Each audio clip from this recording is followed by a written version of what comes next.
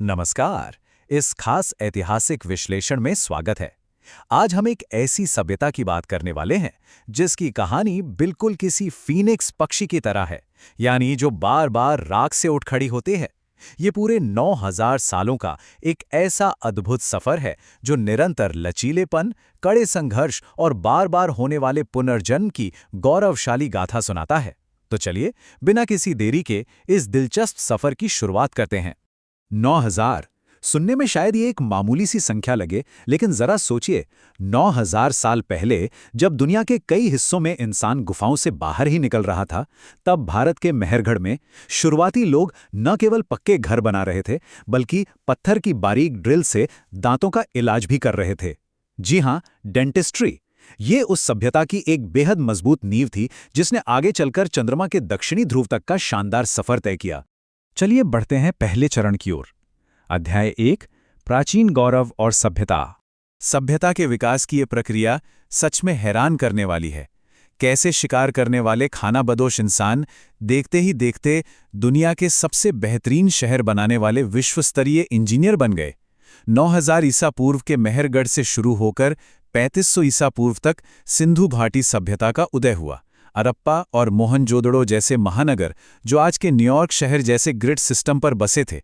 फिर 1500 ईसा पूर्व के वैदिक काल में लोहे की खोज ने एक बहुत बड़ी कृषि क्रांति ला दी, और अंततः 600 ईसा पूर्व तक आते आते यही समाज 16 विशाल महाजनपदों में तब्दील हो गया। लेकिन यहीं पर इतिहास का एक बहुत बड़ा रहस्य सामने आकर खड़ा हो जाता है। इतनी उन्नत और शांतिप्रिय सिंधु घाटी सभ्यता का आखिर पतन कैसे हुआ? खुदाई में महलों या हथियारों से ज्यादा आम लोगों के सुंदर घर और बेहतरीन जल निकासी व्यवस्था मिली है। इसका सीधा मतलब है कि इन उन्नत शहरों का अंत किसी भयंकर युद्ध से तो बिल्कुल नहीं हुआ था। तो फिर वो कारण क्या था जिसने इन आबाद शहरों को वीरान कर दिया? विज्ञान और शोध बताते हैं कि इस सभ्यता के पतन का कारण कोई इंसान नहीं, बल्कि खुद प्रकृति थी।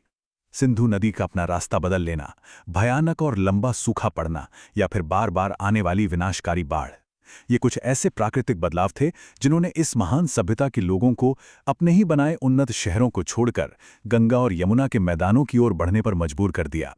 इसके बाद भारत ने महासाम्राज्यों का उदय देखा, जहां कई बड़े ऐतिहासिक बदलाव हुए। मौर्य साम्राज्य ने आचार्य चाणक्य की कूटनीति से पूरे भारत को एक मजबूत प्रशासनिक ढांचे में बांध दिया। वहीं कलिंग युद्ध की भयानक तबाही देखने के बाद सम्राट अशोक ने युद्ध को हमेशा के लिए त्याग कर पूरी दुनिया को शांति और धम्म का संदेश दिया। फिर कुषाण साम्राज्य का दौर आता है, खासकर कनिष्क का समय। उस समय विश्व प्रसिद्ध सिल्क रोड पर व्यापारिक नियंत्रण से इतनी अपार संपत्ति आई कि कुषाणों ने सबसे शुद्ध सोने के सिक्के ढाले। अब आगे बढ़ते हैं। अध्याय 2, स्वर्ण युग और महासाम्राज्य। गुप्त साम्राज्य के इस शानदार दौर को सही मायनों में विज्ञान, गणित, दर्शन और कला की उत्कृष्टता का चरम शिखर माना जाता है। प्राचीन भारत की बौद्धिक क्षमता का एक जीता जागता उदाहरण दिल्ली का 1600 साल पुराना लौह स्तंभ है। ये आज भी बिना जंग लगे खुले आसमान के नीचे खड़ा है। आधुनिक विज्ञान आज तक इस बात पर हैरान है कि उस समय धातु विज्ञान की ऐसी कौन सी अद्भुत तकनीक इस्तेमाल हुई थी। और इसी स्वर्णिम दौर में महान गणितज्ञ आर्यभट्ट ने दुनिया को शून्य का सिद्धांत दिया और बताया कि पृथ्वी अपनी धुरी पर घूमती है। ये युग ज्ञान के मामले में पूरी तरह से बेजोड़ था। उस समय शिक्षा का स्तर कितना ऊंचा था, इसका अंदाजा आप इस एक नंबर से लगा सकते हैं, 10,000। जी हां, नालंदा विश्वविद्यालय में 10,000 छात्र और 2,000 शिक्षक रहते थे। कोरिया, चीन और तिब्बत जैसे देशों से लोग यहाँ खगोल विज्ञान, आयुर्वेद और न्याय शास्त्र का गहन ज्ञान लेने आते थे। बिना किसी शक के ये दुनिया का सबसे प्रमुख और भव्य शिक्षा केंद्र था। लेकिन कहानी यहीं एक नया मोड़ लेती है। अध्याय 3, विदेशी आक्रमण और कड़ा संघर्ष।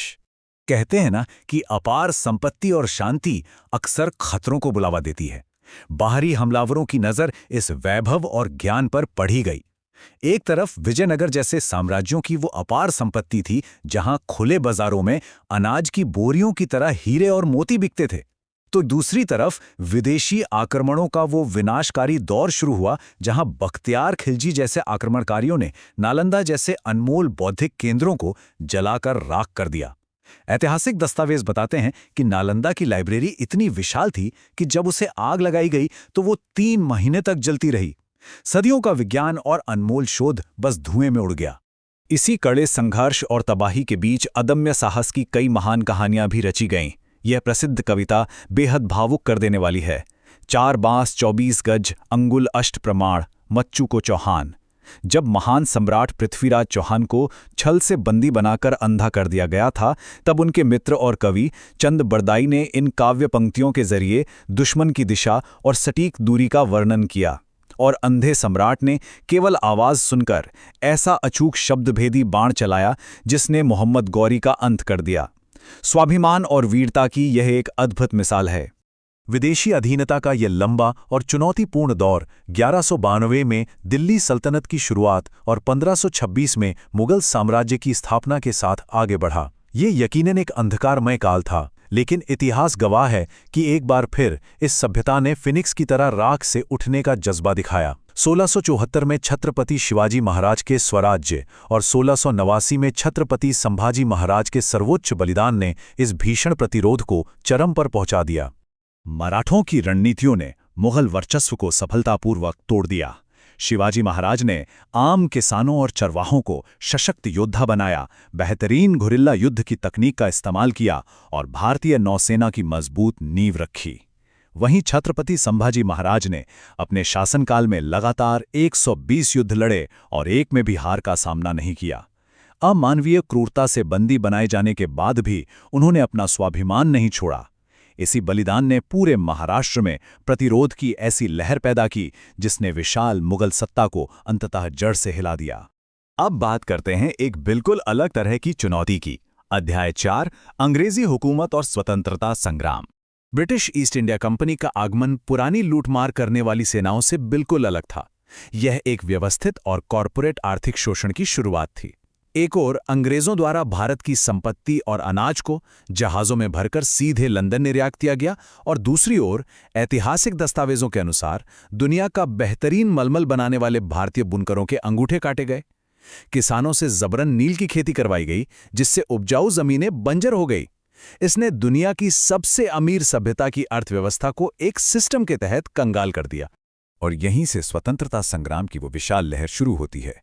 1857 में पहली सशस्त्र क्रांति का बिगुल बजा, जिसे कुचल तो दिया गया, लेकिन आज़ादी की वो आग लगातार सुलगती रही। 1915 में महात्मा गांधी के आगमन ने अहिंसा और सत्याग्रह का एक शक्तिशाली जन आंदोलन खड़ा किया। जलियांवाला बाग जैसे दर्दनाक नरसंहारों ने आम जनमानस के संघर्ष को और भी उग्र बना दिया, और अंततः अनगिनत बलिदानों के बाद 1947 में भारत को स्वतंत्रता प्राप्त हुई। इस आज़ादी में हर तरह के रणनीतिक प्रयासों का बड़ा और अहम योगदान रहा। तुम मुझे खून दो और मैं तुम्हें आज़ादी दूंगा।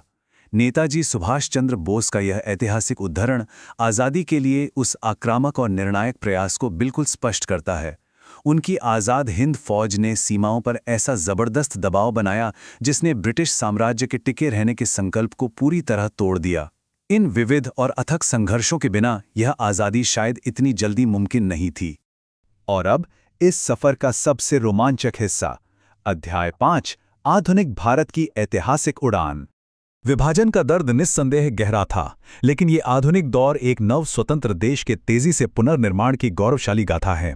93,000 ये कोई आम आंकड़ा नहीं है। 1971 के युद्ध में पाकिस्तानी सेना के 93,000 सैनिकों ने पूर्ण रूप से समर्पण किया था। ये वैश्विक इतिहास का सबसे बड़ा सैन्य समर्पण था।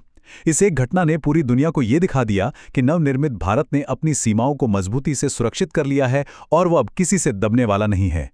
60 के दशक की उन तस्वीरों को याद कीजिए जब भारत के पहले रॉकेट के हिस्से साधारण साइकिलों पर लादकर ले जाए गए थे। तब दुनिया इस तकनीक पर हंसती थी, लेकिन आज 2023 में यही सभ्यता चंद्रमा के दक्षिणी ध्रुव पर सफलतापूर्वक उतरने वाला दुनिया का सबसे पहला देश बन गई है। ये शून्य से शुरू होकर अंतरिक्ष की कटिंग एज टेक्निक तक पहुंचने का एक बेजोड़ सफर है। इस पूरे ऐतिहासिक विश्लेषण के बाद एक बहुत ही अहम सवाल जहन में आता है। 9000 साल पुरानी मेहरगढ़ की मिट्टी की बस्तियों से शुरू होकर आज की एक अति आधुनिक अंतरिक्ष महाशक्ति बनने तक के सफर के बाद ये अजेय सभ्यता अब भविष्य में किन अकल्पनीय ऊंचाइयों को छुएगी? अनगिनत बार गिरने के बाद हर बार दुगनी ताकत से उठ खड़े होने वाली इस फीनिक्स सभ्यता की कहानी कभी खत्म होने वाली नहीं है। ये देखना वाकई बेहद रोमांचक होगा कि आने वाले समय में इस निरंतर विकास का अगला ऐतिहासिक अध्याय कितना भव्य होता है।